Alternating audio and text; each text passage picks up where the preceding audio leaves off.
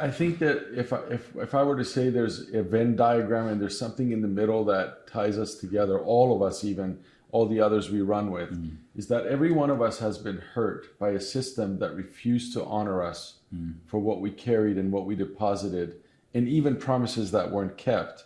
And yet, not only did we choose not to walk with bitterness about that, we've chosen to transform it by the way we interact and the way we model to those who watch us and follow us what we believe to be the proper way to demonstrate honor.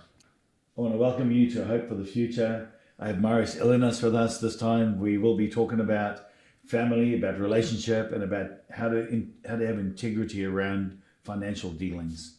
So wonderful to have you with us. We're looking forward to our discussion. Thank you.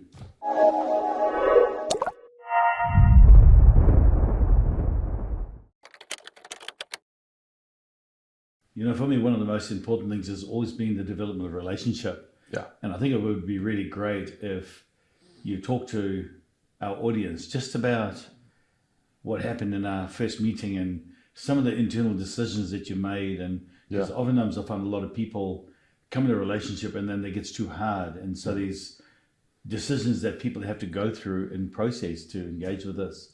Yeah. So it's been 14 years and it's been an amazing 14 years journeying with you. But I remember that very first time that we met at a breakfast place at the bottom of the hotel. It was like a little restaurant. Danielle and I had breakfast with you. It was arranged. That was that fruit. Yeah. It was the fruit. Yeah, it was excellent. And I remember asking you a few questions, not to question you, just out of interest. And after a few answers you gave, I remember looking at Danielle with that look like, this is what we've been looking for. It's interesting, Ian, because when we go to meetings and people share their journey with you, other speakers with us on your platform recently in conferences and things, they always talk about the journey they had to go through to accept what you carry and who you are. We were so fed up with what we had experienced in the body of Christ at large the moment we met you. And after a few things you shared, and especially when I asked you a question about why do people live for 600 years, and you said desire, I knew this is what I've been looking for. Can maybe just plumb into a little bit about some of the things that you were considering in that time leading up to our breakfast together? Yeah. What were some of the things that you were wrestling with? Because people go through their wrestling. And I mean, I've had so many people say that to me as well. We were wrestling, but what did you go through in that wrestling process? Yeah, so the relationships I had were based on function. If you can function well, you can have relationship. And for as long as you have relationship, you must do what you're told and you must do what's expected of you. It wasn't spoken overtly like that, but it was sitting behind everything that was happening.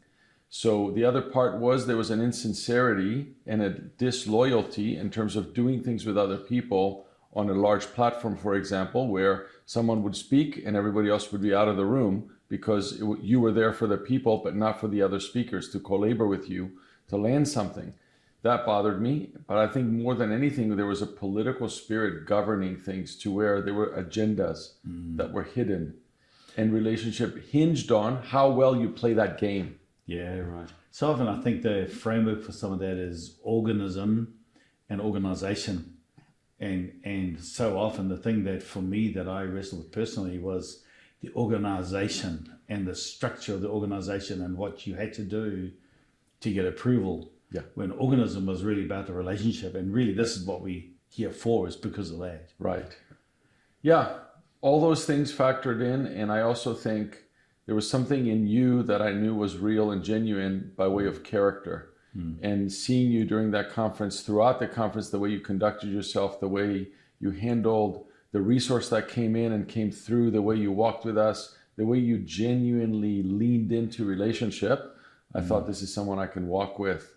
And it went from there. It's really interesting. I find so many people see me in like this great spiritual guy, but I don't think they understand that sitting behind it is just what I would describe as a very normal person. I love my family, love my car, love going fishing, love doing all the basic things in life. And so what was it that really set you to turn your rudder into this? What was like in the relationship? Okay, we talked a little bit about what happened there at the start, but what was it that cemented it for you? Like Yeah. I remember some of the conferences we had Yeah. and all that stuff that happened. Yeah. So the spiritual side was always there, and I always respected you as a man who was spiritual and carried something and carried authority here and there, and from there to do things here. But I also found you to be very normal and easy to talk to about anything and everything. And that was really important to us, Danielle and me, to journey with someone that's normal, doesn't sit on his pedestal, doesn't make himself unapproachable and unavailable. You were always available to us. You gave us a code to put in the subject before we write you an email so that you would know it's from the people you wanted to walk with. Yeah, that code is gold, by the way, for anybody. Just kidding, that's not the code. If you write gold, he's going to go into his bin. Yeah, But that was a big deal for me to see someone. But there's a fine line between recognizing when you're in your office and I have to sit and receive and honor that, and when we're just hanging out and we can laugh and have fun. right. And some people can't make that they can't make that transition from one to the other, and they become too familiar, and then they lose the wonder. For me, the process of always looking at family life, because you can have this face here, but go ask my kids, go ask my wife, like, what's Ian like? Yeah.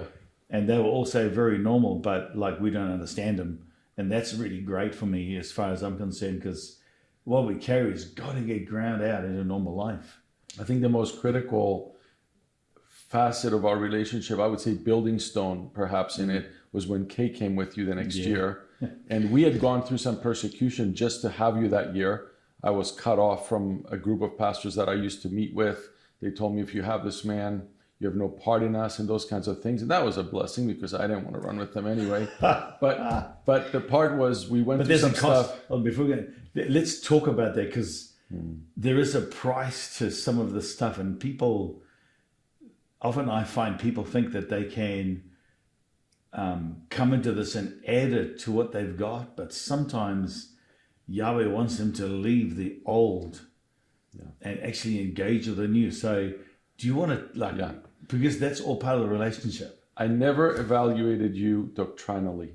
Never. Yeah, right. When I met you and I knew that this is someone we want to journey with, these are teachings we want to come into, I didn't nitpick on everything to see if it lined up with chapter and verse in the Bible. And I was willing to gradually let go of belief systems that I developed that had gotten me nowhere.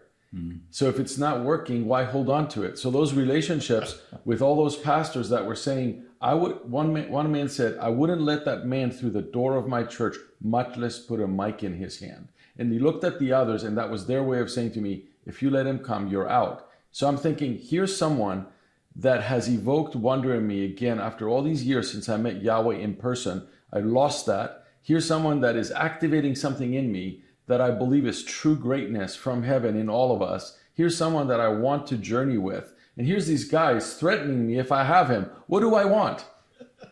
Like, it doesn't make any Ricky sense. goes, you want this? Like Ricky. Yeah, exactly. Yeah. So it was so easy for me to say, yeah, okay, guys, have a great day. Is the meal covered? Do you want me to pay for it? I never saw them again. So right at the beginning of that bit of conversation, you talked about some of the cost to this thing. Again, like for your family and for you guys. I know we have all been through a place where we've had to lay things down, where things have happened, and where misunderstandings through a system operates. What sort of things did you and Danielle have to walk through in decision making that brought about a deeper relationship? Like, from my personal perspective, I have to carry people in my heart, get them stuck inside there, and then build a relationship out of my heart with people, not just for platform experience. Right. Personally, I don't care, not really interested in it, not really interested in what I described as who's who in the zoo. But what sort of things did you guys do internally to have to moderate the exiting from that system? Because it's got to be painful.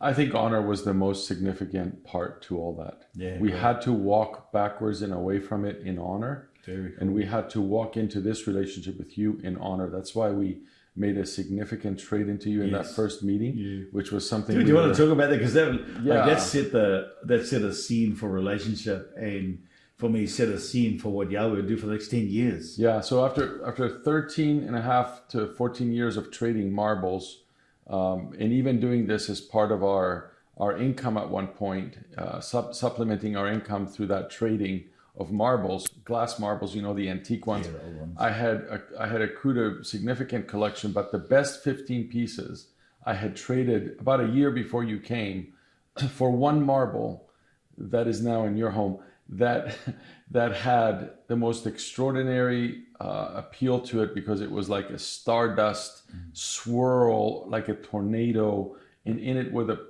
planets of our planetary system, and you look into it and you're there, and yet it's just a glass marble 2-inch wide. And we had saved it because it one of a kind, extremely rare. We felt like that would be Christos's college education, which is hilarious because he dropped out of college after first semester, but that's a whole other story. And he's a businessman. Yeah, and he's an incredible businessman. Thankfully, he got out of college, but yeah, we were planning to put one of our kids through school with it, and I felt at 4 a.m. I woke up one morning, the first day of the conference. You had come in. We started on Tuesday night. The next day was the first full day of the conference. And I woke up at 4 and I felt Yahweh said, that goes into the mountain of the Son of Thunder. And I struggled with it. I went for a run, came back, still heard the same thing. And then when I went and got my son, and I said, we're going to go to the bank. We're going to go into the safe deposit box. You're going to reach into the box towards the back right corner. You're going to feel this glass ball. And he said to me, it better not be that marble you told me about. It better not be the one for my education. That's probably why he was a college dropout, because he was so disappointed by my behavior. But anyway, that's not why. But sure enough, we went. We got access into the vault. There was a bank attendant with him. He reached in, grabbed the marble. I didn't want to see it because this was new to me, trading. I was open to it, but I'd never traded something like this. So I didn't want to look at it and be tempted not to give it to you because you didn't know about it. I hadn't talked to anyone. So I figured, so then the next challenge was to do it without you knowing that we were going to do it, because you know stuff, right? And you can see stuff. So I found a moment when you were having breakfast with people, and I just kind of sneaked in and said, hey, Ian, can I do something before you speak to them? Yeah, bro. Yeah, rock on, you said. So I was like, good, he doesn't know. And then I just got up and explained the process of trading all those years for those marbles, how important that was to us, how valuable it was. And then the pearl of great price, so to speak, with that one marble we got. And then I said, it's with great joy that Daniel and I trade this into the mountain of the Son of Thunder. And it was amazing what broke open. People were wailing in the back, weeping loudly, sobbing, getting delivered from their bondage to things, to hoarding, to the erroneous approach and servitude to the spirit of mammon. I always find it fascinating how, like in Scripture, if you look at King Solomon, how all the kings of the earth came to Solomon, and when they came, they bought the very thing that was the most valuable, which was gold and silver, jewels, and spices and herbs, and all of these fragrances and stuff. But it does something. Like for me, friendship and relationship isn't just about talking. It's got to be ground out into the basis of relationships. So and we've done that. Like I so remember that conference when we've been doing this for 14 years, and I think about halfway through that, at one stage, finally it was, I think, the third day or fourth day out of the 5 days we were doing it, and you announced that all the expenditure and everything has been met and we're all good, and that today you're going to hand over the tomorrow's thing to Ian. Just whatever comes in just goes to him. And unknown to it, I mean, that was a complete Yahweh setup. And I can remember we went inside the side entrance of the church, walked down, and you went in your office, and I went to go and put my bag down inside the main auditorium. And I just started laughing because someone had put, I don't know, like there was a bowl this size full of silver coins. There's this massive goblet. Yeah, it was huge. Full of silver coins. And they had silver all over there, and money put all over the church, and every seat there was money, and it was just like, and I was like, Yahweh, he was so hilarious. Like I remember coming here laughing my head off, going like you don't understand, bro. Like come look at this. And But again, it's for me, it's not about that. It was just the willingness in relationship just to labor with one another that really, for me, made everything and cemented everything in place. Can I tell you something I've never talked to you or anyone about, and I'm taking a chance here because this is being recorded and people are watching this, but I saw something when you came out of there laughing. This is my own perception, and if I'm wrong, I'm wrong. There was, when you said, did you mean what you said and you were laughing? I saw a touch of, are you going to hold true to what you said because others hadn't in your life before? Correct. When it came down to it and there was money on the table, it was easy to say it's all yours when they don't know what it is. Yep. But before looking at what was there, I said, it's all yours. And of course I meant it. But then you came out and said, were you serious when you said that? And you're laughing. And I said, why are you asking me? He says, go take a look. And there was no issue. But right. I saw in it, I don't want to say the hurt, but I saw in it the abuse of other leaders who had said to you, this is the deal, but then they changed horses midstream on you. And I knew that would never happen. I'd rather die. And when I saw that, I rejoiced. And we've always rejoiced with each other's promotion. And I think that's such a key, going back to honor. What was the decision we made? We made a decision to walk away from the movement with honor and to embrace you with honor. And that's what's been the guide all along. Just want to say for people who are listening to this, like, we're not a movement. We're individual members of Yahweh's household that have been autonomously empowered to function properly as the son. And we all have our part. If anyone has been into a conference and been with us in a conference, then that's the way we operate. I so love not having to try and be the linchpin, the kingpin of everything that goes on, to watch others be very successful in what they do. Very similar situation, like for me personally, happened with me when I was with one of the other guys, with Ricky and Lindy, and a conference we had in South Africa. And, the RAND being what it is, it's very difficult for the provision stuff to come in. And I got a ring from Ricky saying, Ian, this is how much has come in. And it wasn't very much. And I was like, Yahweh, my provision comes from you, and it always comes in one way or another. And so, because I refuse to take it all, I would rather bless other people. So I said to him, listen, I want you to take 50% of anything that comes in. So this was on day one. So, sorry, the end of day one after the conference, And I just said, let's just do this. Like, it makes it easier to transfer and blah, blah. And then I get a phone call from Ricky about 24 hours later. He goes, Ian, this very similar kind of thing. There's this much that has come in. And let me tell you, it was 8 times what was originally going to be what we were dividing. Like, it was a rather large amount of money. And I could feel the same question coming from him inside his heart going, are you going to follow your word, or are you going to not do it? And so that's great. That 50% goes to you. Just send the rest to me in my account. However you want to do it, just do whatever you need to be doing. And I think that cemented the relationship in with Ricky. And so again, it's we all when one wins, we all win, not this.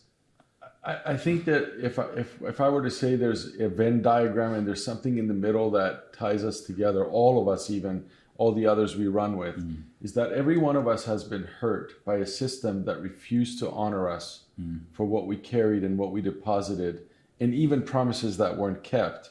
And yet, not only did we choose not to walk with bitterness about that, we've chosen to transform it by the way we interact and the way we model to those who watch us and follow us what we believe to be the proper way to demonstrate honor. I love, like, for me, for anybody in the audience that's listening to this, I love the way that we engage together, including bringing people with a voice that's hidden out into it. And I can, even for a relationship's sake, let's talk a little bit about your relationship with your wife coming into talking, and her terror about speaking at one of the conferences, and all the stuff that, and I mean, like she was amazing. Oh yeah, that one time, Danielle, that was the first time you had asked her to speak at your conference, and it was actually the first time I was invited to have a part in the conference as one of the speakers.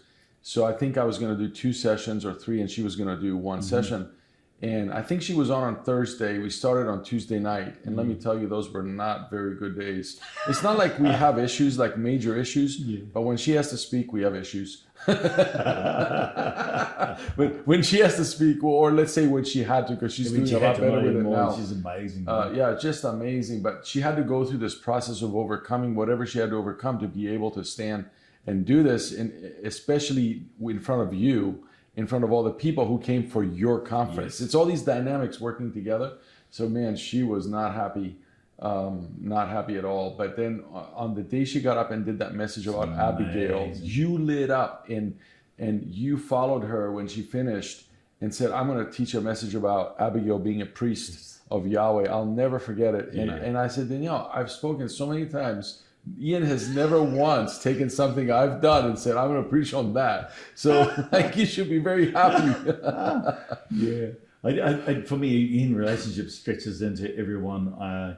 You love my kids. I love your kids. I treat them as family, really, know, and the whole honor that goes with it. I've really loved watching your kids grow and kind of go through process. And I'm sure you've been with my kids as well. And some of the things that happen with it. It's amazing. All part of the functional role of the relationship thing. Can we come back to organism here? I don't think we've gone down in it enough for the functional part for me isn't just about running conferences. Like you can go anywhere and have a conference with people that just invite you, and then you go on assignment instead of actually being in relationship, and the relationship being the platform for what Yahweh wants to do. And so instead of just bringing a message, you bring yourself. And so for me, the organism has been the mainstay of everything we've done to produce a family, to produce a sense of belonging and welcome and greater expanse than just the ones that are at the front. I say to people so often, I don't consider myself pastoral, yet I'm very much a father. I'm not so sure a father's pastoral. Anyway, unless you call me Father Clayton, then maybe become pastoral and a father. But anyway, so or you can call me Cardinal. No, not really. I just thought that was funny.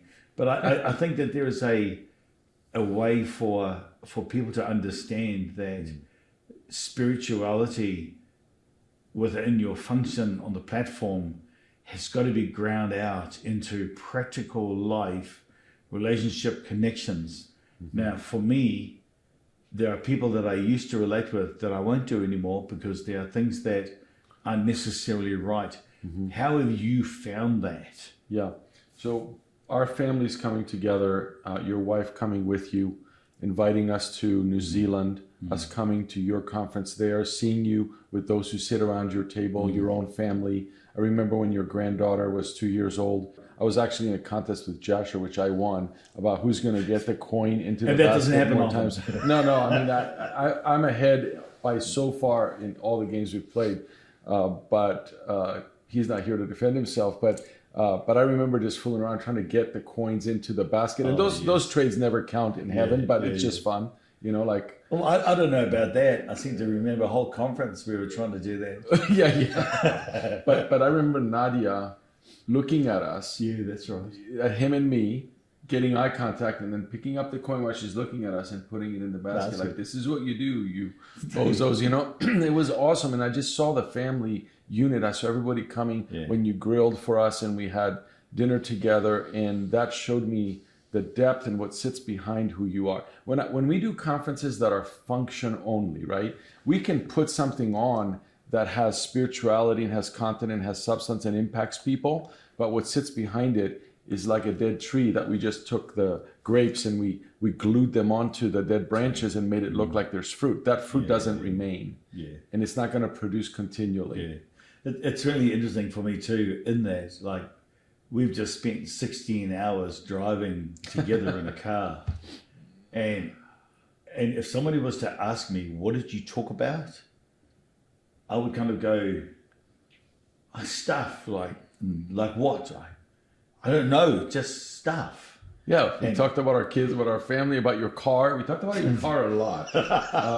We were in my car, but we hardly talked about my car. Yeah, we're in a BMW. Yeah. Where are we going to eat? What are we going to eat? Where are we going to stay? Yeah. But it wasn't ever me trying to get a piece of what you carry by asking you a million questions, because now I have you cornered in my car. Yeah, I think I would have jumped out if I'd answered 16 hours worth of questions. I would have arrived here really exhausted. But a lot of people ask me, a lot of people have asked me over the years, are there things you disagree with him on? And there's always an edge to that. When they ask that, they want to see if they can get between us in some way and say, come on, there's got to be something you disagree on. And I always say two things: cars and coffee. Yeah, both starting with C. Yeah, that's very cool. Yeah. And so if we look at the extension of the body of people now that are around us, I see a development of a tribe of people who have had to walk through the very similar things that we've had to get to grips with relationship with one another. A lot of people have been what I would describe as disenfranchised, disillusioned, people who have been hurt by a system. Yeah. Talking to someone just the other day in the conference, and she was a lead pastor in a church, and during COVID, she got a phone call saying, "Oh, we're letting you go today," and she thought she had a relationship with all these people, and now none of them are making contact with her, even to talk with her. Is she okay? How's she doing? All of these things. And I think we all have to walk through what I would describe as these hard knocks in our life. Mm-hmm. But I think it's important for people to know that there is a body of people. And sure, let me assure you, we have our own problems. But for me, it's like I would rather have people who are walking through their stuff than people who sit down and actually just want Sunday fed. The journey, the whole process of the journey together. And I think that's one of the reasons why I love the conference we've just done in Nashville. I think I love the conferences in our own country. Every year we do them. Beginning to really love Thunder Academy. Love the community on the website. Love things that are going on, because there's people are going, Ian, I've been doing stuff like this for years, haven't had the language. And now finally got a language. And that kind of response from community has been one of the most amazing things for me. It's not so much like a local body of people that you go in and meet every Sunday. Yeah. But boy, if you connect into it, it's like there's a body worldwide that Yahweh's really facilitating. And it comes out of relationship. Yeah. Like, the development of a relationship with one another, I think that counts. If I can just talk about the process of relationship between everyone that is a leader. So if we look at Lindy and Ricky and you and me and Grant and Stevie and some of the people that we walk with within the relational connective part of it. Yeah. When you look at primary relationships, I don't think I've seen a single conference when one of us has gone, I want to speak another session because I feel like I'm entitled to it. I've always found with all of us, it's like, hey, like, how many sessions do you want to do? And I'm like, well, I've got this many sessions in me. This is what I'm thinking. What can you do? And sometimes we orchestrate that stuff around. It's all about relationship. And there's no striving to try and become something. Right. And I think this is what relationship has done. Like, I don't strive to try and become you. You don't strive to try and become me. But together we can both walk together. You do your part, I'll do my part. I don't have to be you, thank God. And I mean, no doubt you've looked at me going, thank God I don't have to be Ian. I don't have to be Lindy or Ricky or, anyone else that's kind of connected to what we're doing. But if one of us wins, we all actually win. And I think that there's something within relational dynamics now that Yahweh is developing within all of us where we're recognizing to be able to rejoice in someone who succeeds rather than, I couldn't stand the way that in a system where you'd go to meetings and, hi, how you going? Nice to see you. What church do you have? What's the name of your church? How many people do you have? You go, I don't have a church. How many people do you have? None. Oh, and they and they go, okay, thanks, and they just kind of walk off to someone else. And I think that the relational connection between us has been able to undo the system of the brokenness of that. Yes. Which has formed the relationship that we have today. And I think that's where a lot of this stuff sits for us. So I think a key to all this, Ian, is that you've empowered us and released us to be who we are without critiquing or criticizing what doesn't look like you. Whereas other leaders who led movements in the past, and like you said, we're not a movement, and yet we've all looked to you from the beginning as a father over everything we're doing. And because of the respect we have for you, you could have easily said, you need to say that a little differently so it fits with what I've been doing. But you never did that. Autonomous empowerment is not just something you talk about, you live it and you facilitate it. And so we're able to be ourselves. You celebrate us for who we are. Come on. And that makes everyone come into this celebration of one another. We can't wait to hear Lindy speak and say, stop it. We can't wait to see Ricky do, this. And everybody's developed their jokes and their mannerisms. And you've laughed with us all. You've traded, throwing the money in the air. All these things have shown to all the people that are following us that this is a family. And if you hadn't led that way, it wouldn't be what it is. Yeah. So I honor you for that. Thank you, Marios.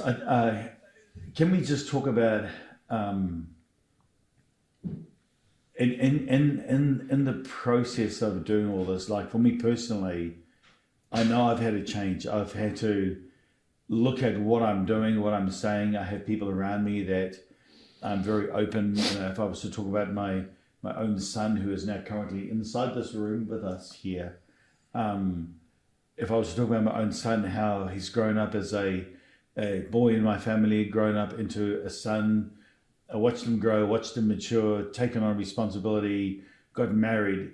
He is my son, but actually he's more a friend's son and also stands as an equal. And I think that one of the things that, for me personally, that I have had to learn from the men of Wailinen and those that have gone before us that have walked with Yahweh in a greater way, for me personally, than I have, was the thing that you raise someone to be an equal. You don't raise them to serve you in what you're doing. And I think that is one of the key things to organism rather than organization. Yeah.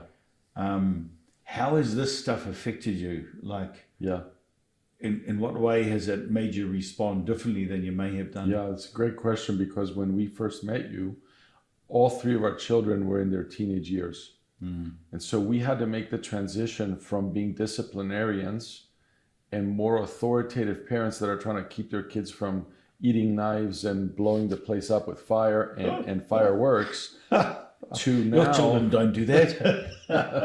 to now becoming more like a consultant and a confidant in their lives, and walking together and seeing the way you've raised your family. You were farther along in terms of the ages of your children and the relationship you had with them. You created for us and provided for us a model that was something we'd wanted to emulate. And so we made that transition from being the ones who told them what to do and told them what not to do to saying, watch how we do things and decide. Do you want to, I love the story of your interaction with your son, with teaching him how to handle finances. And you've talked about it publicly before, but perhaps there's people that are on here that in that relational connection and the family lineage and family and who we are and what we do, like that is such a classic example for me of, like, I learn from people. People have often said to me, who do you connect? Like, their question really is, who do you submit to? Who's your head? Who's the one that's going to cover you? Well, I'm sorry, I don't believe in the church age stuff of all of that. I believe in autonomous empowerment, where we submit to one another freely, out of relationship, not out of compulsion or necessity, but where you as a leader, you submit to me and I submit to you as a leader. And so I've watched this kind of process within the relationship we have and the relationship with others who we have around us. But you talk about the development of your children, and I see this so much in the body of Christ. So for me, I made a choice to engage with you and your wife with Teruma, because I learned from you and the way you've stewarded the very kingdom and the way you operate your family. And you shared publicly about your son and your little interaction with him on money when he said, you how much you want to do, Yeah. and can you want to do it and share that was our son Caleb. It's so cool. Yeah, thank you. We wanted to give our kids a financial education because we felt like in all the spirituality of the church, there's still a poverty mindset that prevails over all the things we could say. We could say we're the richest people because Yahweh is our king and our God, and yet there was poverty all over. So we thought, how do we change that? Let's make them the raisers of funds within themselves by teaching them about resources. So we started at a young age. When they were 4 or 5 years old, I would take them to yard sales, teach them. And then I would teach them what an asset is, what a liability is, the difference between they had to read books. I paid them to read books about the subject. I didn't find out they were cheating a little bit. One would read it and then the others would get the answers from that one and they would give them some of the money I get, all that stuff. You know how kids do. But with Caleb, what was so moving for me, it was really one of the happiest days of my life was when I took him out for lunch one day because he'd been earning $1,000 a week working at a restaurant. He was spending $1,000 a week, blowing the money. And I was so upset about it. So I arranged a lunch with him.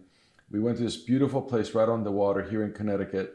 And I started after we ordered, I said to him, bro, I wanted to have this conversation with you because you're making $1,000 a week. You're spending $1,000 a week. Before I could move into my lecture, he says, Dad, I'm tired of your talks about this. I'm tired of your lectures. How much will it take for you to handle my money?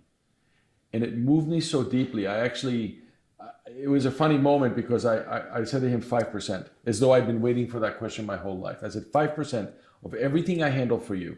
I'll give you money to spend. I'll save money for you. I'll invest money for you. You give me 5% of everything I put into that account.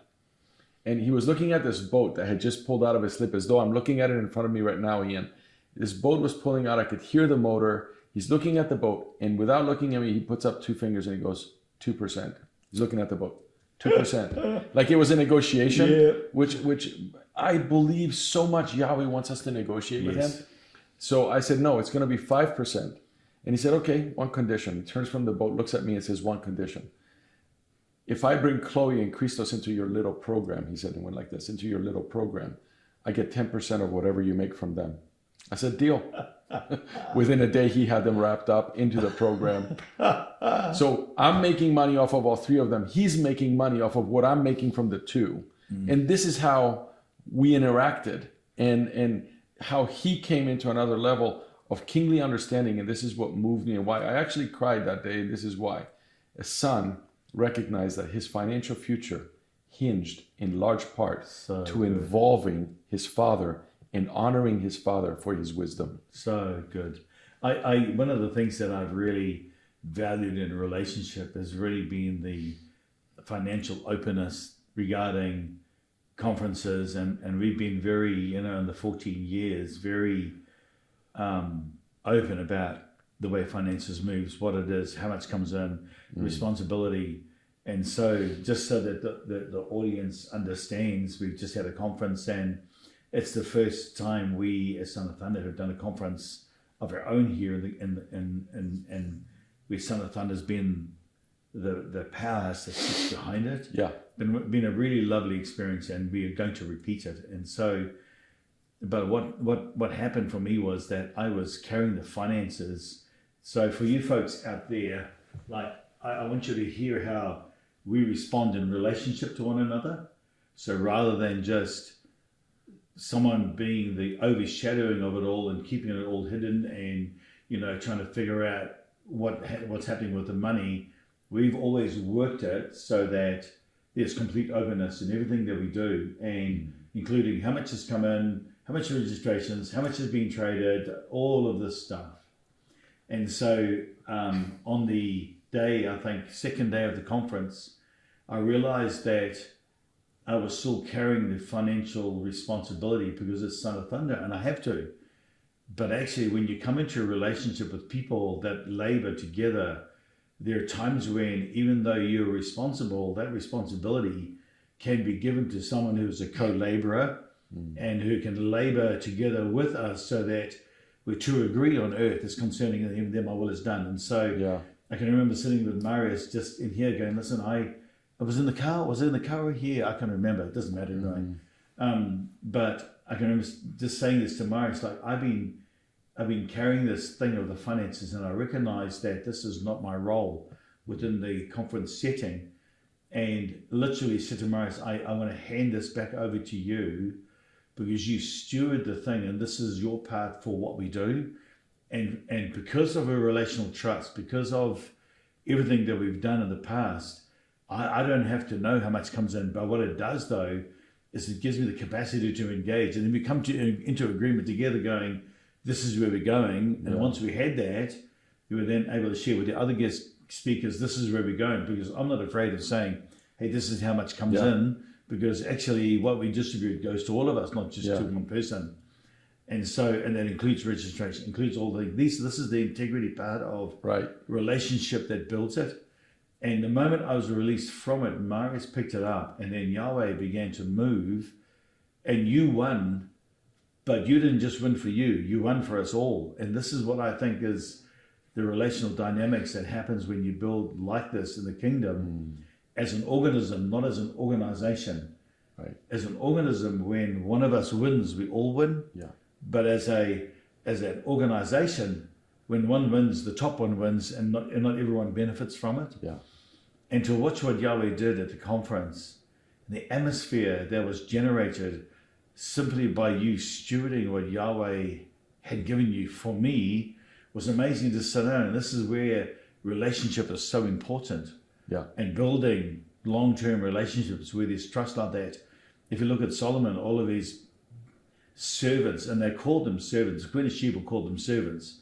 You know, when she said, I come in and only half of what I saw, only half of what I saw was told me when I was reported back about who you were. I mean, that's a whole thing on its own. But when she saw it, she did not recognize Solomon. And I think for all of us, so I look at the people that we connect with as a family and those that are within the wider family and the wider realm of what we're engaging with into this arena, is that, again, when one wins, we all win. Why? Because we're all dressed the same.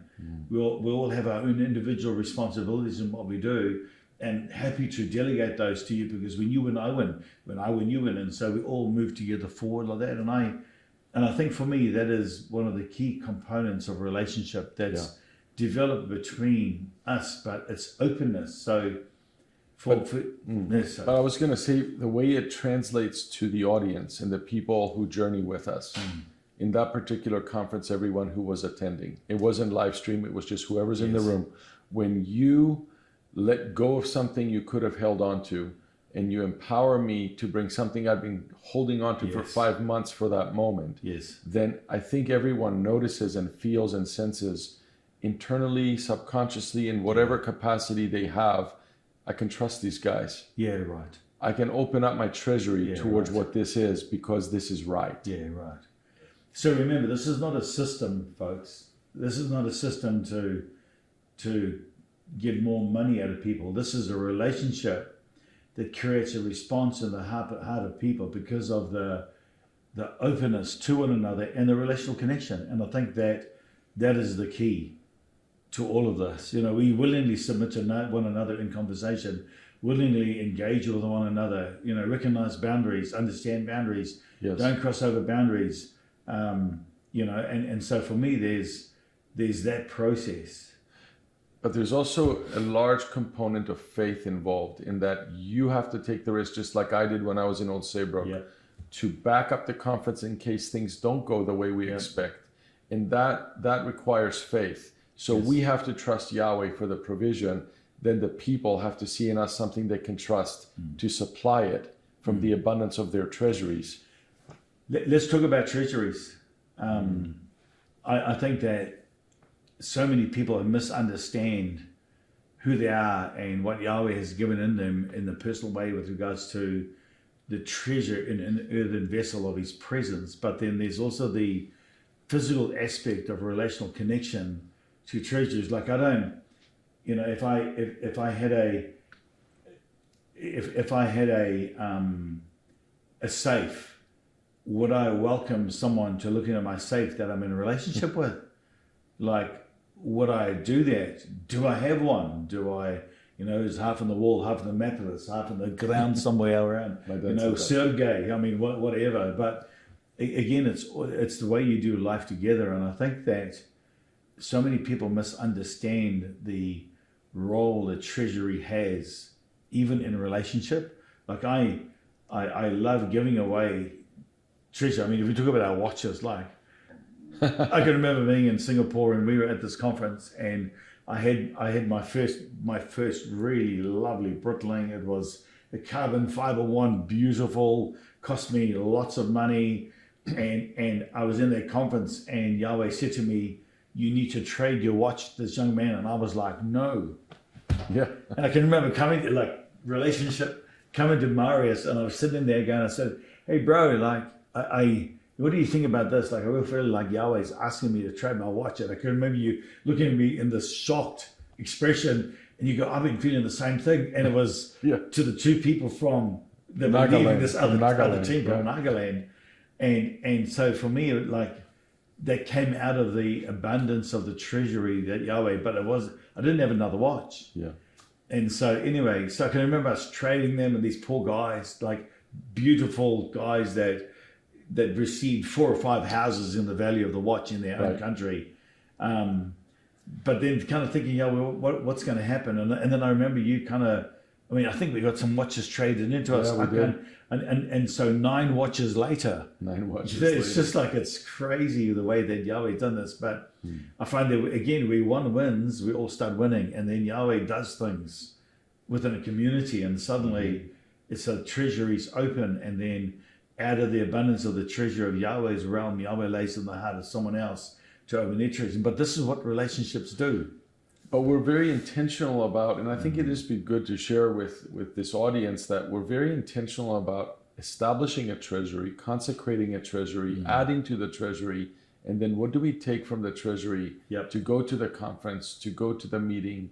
You're in my house. I presented something to you yesterday I've been sitting on for 5 years out of my treasury and Danielle's, but she forgot that we had it, so that she's out. But for you guys to know, let me assure you, Danielle holds her ground. She's amazing. I mean, I'm dead after this if she was listening to any of it.